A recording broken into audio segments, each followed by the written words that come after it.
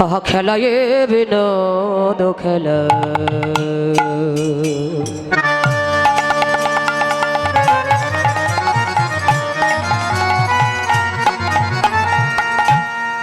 আমার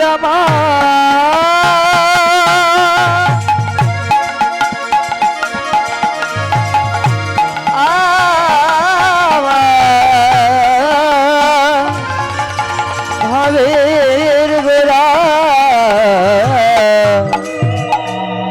খেলায় বিনোদ খেলা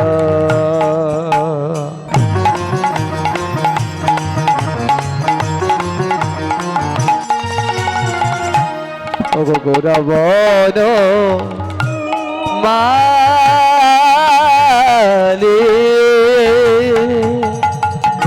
বলে নবে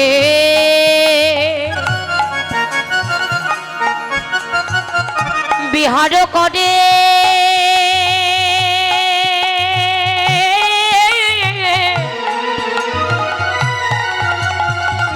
আমারে ভকত ডলে বলে না বিহার করে আমার ভকত ডলে দেখো খেলিছে গোরারা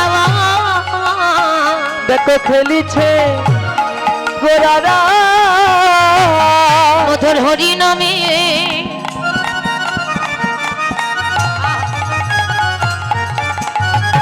নামের খেলা এ যে হরি বলায়ার বাহ তোলা মধুর হরি নামের খেলা হরি বলায়ার বাহ তোলা হরি নামের খেলা হরি বলায়ার বাহ তোলা এ যে মধুর হরি নামের খেলা হরি বলায়ার বাহ তোলা হরি নামের খেলা হরি বলায়ার বাহ তোলা মধুর হরি নামের খেলা হরি বলায়ার বাহ তোলা মধুর হরি নামের খেলা দেখো খেলিছে গোরারাই বলে নবে হার করে আমার ভক্ত মন ডলে খেলা এ বিনোদ খেলা গোরা গোরা বনমালী ফুলে নবে হার করে ভকত মণ্ডলী ভগত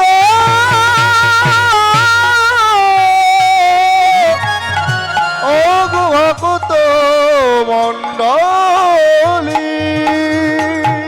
খেলা এ বিনোদ খেলা বিনোদ খেলা মানে কি গো বলেন বিনোদ খেলা মানে বিশেষ আনন্দের খেলা চারিদিকে শুধু একটা কথা শোনা যায় খেলা হবে খেলা হবে খেলা হবে আর খেলা হবে চারিদিকে যে শুধু একটাই কথা শোনা যায় যে খেলা হবে খেলা হবে আর খেলা হবে বাবা এত এত যে খেলা হচ্ছে এই এত এত খেলার মধ্যে সব থেকে শ্রেষ্ঠ খেলা কোনটি বাবা সব থেকে শ্রেষ্ঠ খেলা কোনটি হাডুডু খেলা হাডুডু কি হাডুডু হাডুডু খেলা শ্রেষ্ঠ খেলা হ্যাঁ কি সব যে বলো হরি বলো মায়েরা তোমরা ছোটবেলা খেলা খেলোনি মায়েরা কি কি খেলা খেলেছো মা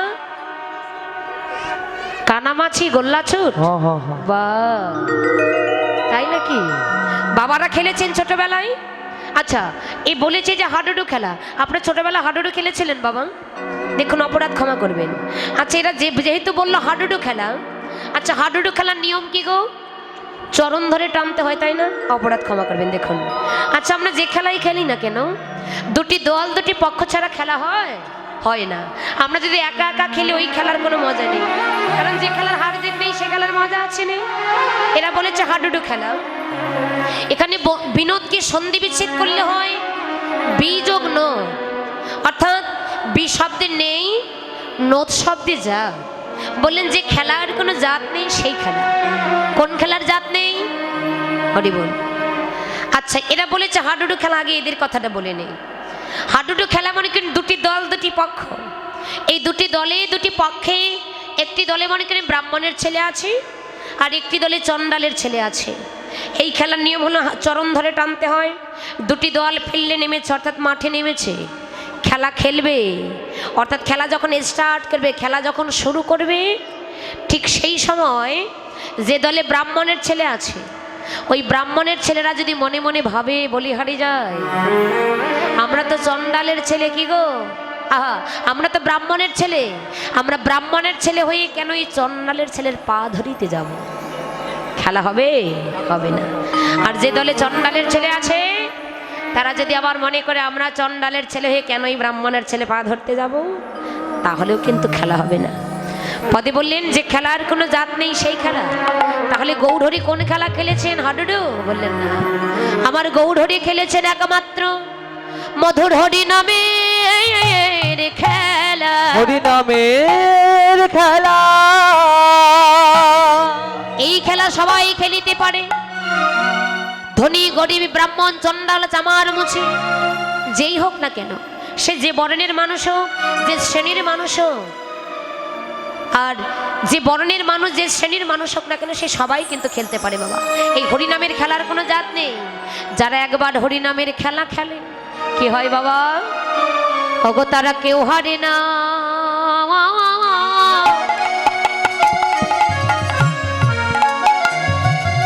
তারা সবাই যেতে, তারা কেউ হারে না,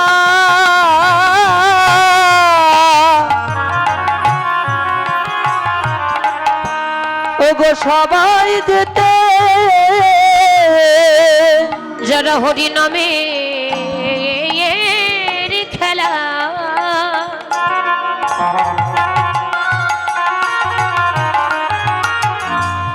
এ খেলায় যারা মেতে থাকে,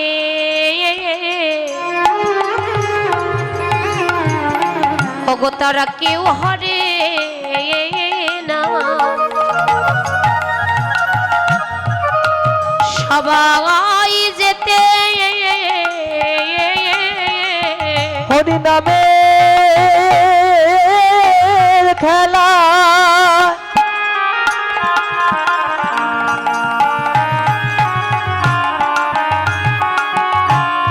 ওরে মেতে থাকে, এ খেলায় কেউ হারে না। হরি বল, হরি বল। ওরে সবাই যেতে। হরিনামের খেলার কোনো হার নেই, যারা একবার খেলে তারা সবাই জিতে যায়। হরিনামের খেলা খেলিতে খেলিতে জগতি কত পিতা পুত্রের চরণ ধরছে, আবার পুত্র হয়ে পিতার চরণ ধরছে কেন? যে প্রেম ভান্ডে করি জগতি দিলা ঢালি, ব্রাহ্মণে চণ্ডালি করে কোলাকুলি। কোথায় বাবা? একমাত্র কীর্তন আসর ছাড়া অন্য কোনো স্থানে কোনো জায়গায় সম্ভব নয়। কখন বলুন তো? যখন কোনো ভক্ত কৃষ্ণপ্রেমে ডুবুডুবু হয়ে যায়, কৃষ্ণপ্রেমে ডুবুডুবু হয়ে ব্রাহ্মণ চণ্ডালকে জড়িয়ে ধরে, কোটিপতি ভিখারিকে জড়িয়ে ধরে, তখন কোনো জাত থাকে না। কে ধনী, কে গরিব, কে উঁচু, কে নিচু, কে ব্রাহ্মণ, কে চণ্ডাল, কে চামার, কে মুছি, এই ভেদাভেদটুকু তখন থাকে না গো। গৌড়হরি বল। মুচি হয়ে ছুচি হয় যদি কৃষ্ণ ভজে, আবার ছুচি হয়ে মুচি হয় যদি কৃষ্ণ ত্যাজে। আমরা জাতের বিচার করি, ভক্তের বাজারে এসে ভক্ত সঙ্গ করতে আমাদের বড় পেস্টিজে লেগে যায়, তাই না? আমরা বলি আমি অমুকের ছেলের বউ, আমি অমুকের ঘরের বউ, আমি অমুকের মেয়ে, আমি কেন ওই ছোট লোকের সঙ্গে সঙ্গ করব? কিন্তু ভক্তের বাজারে আসলে গো, কে ধনী, কে গরিব, কে ছোট লোক, কে বড় লোক, এই ভেদাভেদটুকু থাকে না। যারা প্রকৃত ভক্ত তারা এই বিচারটুকু করে না। কেন জানেন? এই যেখানে এখানে হরিনাম সংকীর্তন, নাম কীর্তন কয়দিন হয়েছিল বাবা? 3 দিন। হ্যাঁ, 24 প্রহর 3 দিন নাম কীর্তন হয়েছে। দেখুন, নাম কীর্তনের আগের দিন কিন্তু অধিবাস কীর্তন হয়েছিল, তাই না? অধিবাস কীর্তনে আমরা গৌর নিতাইকে আমন্ত্রণ করেছি। ভগবান কিন্তু স্বয়ং এখানে ছদ্মবেশে আছে, কার মাঝে আছে এটা আমরা কেউ বলতে পারি না। ওই যে দেখতে পাচ্ছেন মন্দিরে মাটির বিগ্রহ, ওটা মাটির বিগ্রহ নয়। আপনার হৃদয়ে যদি ভক্তি থাকে, ওখানেই সাক্ষাৎ ভগবানকে আপনি পেয়ে যাবেন। আর হৃদয়ে যদি ভক্তি না থাকে, ওটা মাটির বিগ্রহই মনে হয়ে যাবে। ভগবান তো অন্য কোথাও থাকে না। নারদীয় পুরাণের বললেন, নাহং তিষ্ঠামি বৈকুণ্ঠে যোগিনাং হৃদয়ে নচ মদ ভক্তা যদ্র গায়ন্তী তদ্র তিষ্ঠামি হে নারদ। হে নারদ, আমি অনলে নয়, অনিলে নয়, আকাশে নয়, বাতাসে নয়, জলে নয়, স্থলে নয়, বৃক্ষ তরুলতায় নয়, এমনকি কোনো যোগী মনে ঋষিদের হৃদয়েও নয়। কোথায় থাকি? ভক্তের হৃদয়ে কৃষ্ণের সতত বিশ্রাম। মদ ভক্ত অর্থাৎ যেখানে আমার ভক্তগণ সদা সর্বদা আমার নাম গুণ কীর্তন করেন, আমি সেখানেই। এবং সেই ভক্তের হৃদয়ে আমি একা না, আমার প্রেমময়ী শ্রীমতী রাধারানীকে আমি সেখানে গৌর প্রেমানন্দে হরি বল। তাহলে ভগবান এখানে স্বয়ং আছেন, নিজেই ছদ্মবেশে আছেন, কিন্তু কার মাঝে আছে এটা আমরা কেউ বলতে পারি না। তাই ভক্তের বাজারে এসে জাতির বিচার করো না। ভগবানের কৃপা যদি পেতে চাও, তবে আর একটা কথা বলি, অপরাধ ক্ষমা করবেন, উচ্চাসনে বসে কিন্তু কখনো কোনোদিন হরিকথা কৃষ্ণ কথা আস্বাদন হয় না। কমিটির বাবাদের চরণে আমি অনুরোধ করি বলবো, দেখুন আপনারা লক্ষ লক্ষ টাকা পয়সা খরচা করেছেন, এত সুন্দর চাঁদের বাজার তৈরি করেছেন, কেন? আমাদের উদ্দেশ্যটা কি? একটাই চাওয়া, একটাই পাওয়া, ভক্তের চরণ সেবা যেন করতে পারে। ভক্তের চরণের ধুলি পাবার আশাই কিন্তু আজকে আমাদের এই অক্লান্ত পরিশ্রমের ফল, আজকে এত সুন্দর ভক্তির বাজার। দেখুন, উচ্চাসনে বসে কখনো হরিকথা কৃষ্ণ কথা আস্বাদন হয় না। উচ্চাসনে বসে হরিকথা কৃষ্ণ কথা আস্বাদন করবেন, আপনার হৃদয়ে কৃষ্ণ প্রেম ভক্তির উদয় হবে না। তাই যদি হবে, উচ্চাসনে বসে যদি আমরা হরিকথা কৃষ্ণ কথা আস্বাদন করতে চাই মা, তাহলে লক্ষ লক্ষ টাকা পয়সা খরচা করে হরিবাসর করার কোনো প্রয়োজন নেই। এমন কীর্তন ঘরে বসে থেকেই আপনি দেখতে পারবেন। এই যে ইউটিউবার দাদা এসেছেন, কীর্তন মিডিয়া 10, দেখবেন এই যে ইউটিউবার দাদা যেনারা আছেন, তারা কষ্ট করে কীর্তনে গিয়ে ভিডিও করে দাঁড়ে দাঁড়ে পৌঁছায় দিচ্ছে, এটাও কিন্তু ওনাদের এক প্রকারের ধর্ম। জয় রাধে। তাহলে দেখুন, বর্তমান যুগটা ডিজিটাল যুগ, তাই না? আপনি এমন কীর্তন, বড় বড় কীর্তনীদের কীর্তন দেখার ইচ্ছা হলে ফেসবুকে ইউটিউবে কীর্তনীদের নাম দিয়ে সার্চ দেবেন, কীর্তন বের হয়ে আসবে। বাবা, আমরা ঘরে বসে থেকেই তো কীর্তন দেখতে পারি, তাহলে এখানে আসার কি দরকার? আর কমিটির বাবারা এত এত টাকা পয়সা খরচা করে হরিবাসর দিচ্ছেন, কি প্রয়োজন আছে? বললেন ঘরে বসে থেকে তুমি কীর্তন দেখতে পারবে, শুনতে পারবে, ওই দেখা এবং শোনাতে কখনো কোনো দিন তোমার হৃদয়ে কৃষ্ণ প্রেম ভক্তির উদয় হবে না। তাহলে কৃষ্ণ প্রেম ভক্তির উদয়টা হবে কোথায়? একমাত্র ভক্তের বাজারে আসলে, ভক্ত সঙ্গ করলে, সাধু সঙ্গ করলে তোমার হৃদয়ে কৃষ্ণ প্রেম ভক্তির উদয় হয়ে যাবে।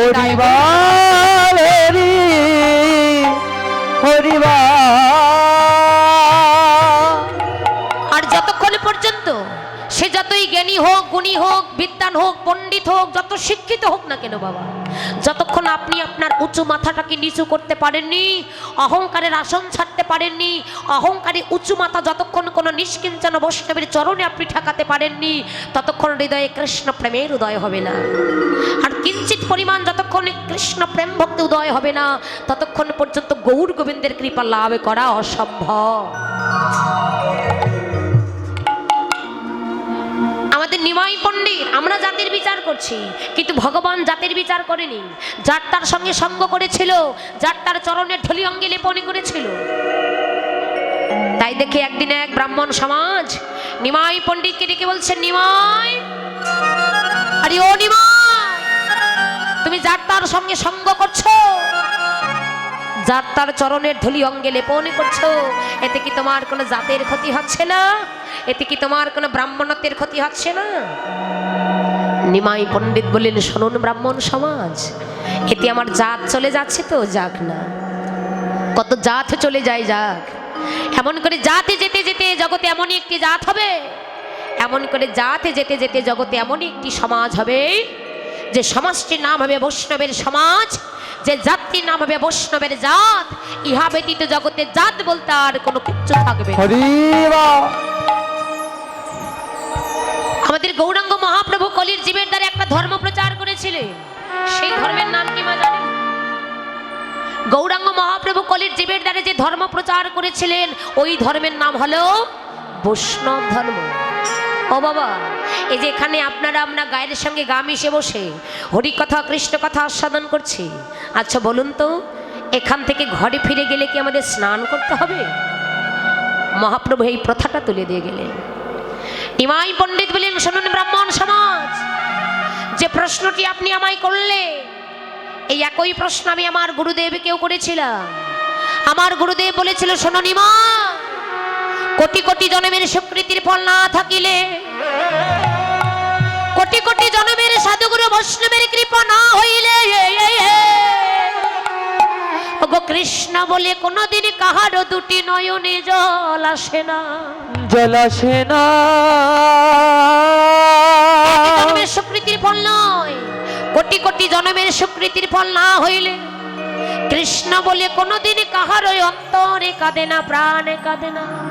নিমাই, যদি পারো একবার হরি বলা কৃষ্ণ বলা ভক্তির দুটি চরণ তোমার এই হৃদয় কমলে জড়িয়ে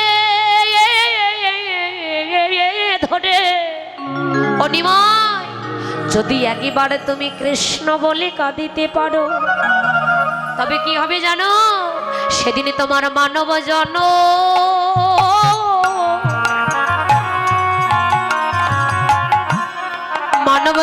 ধন্য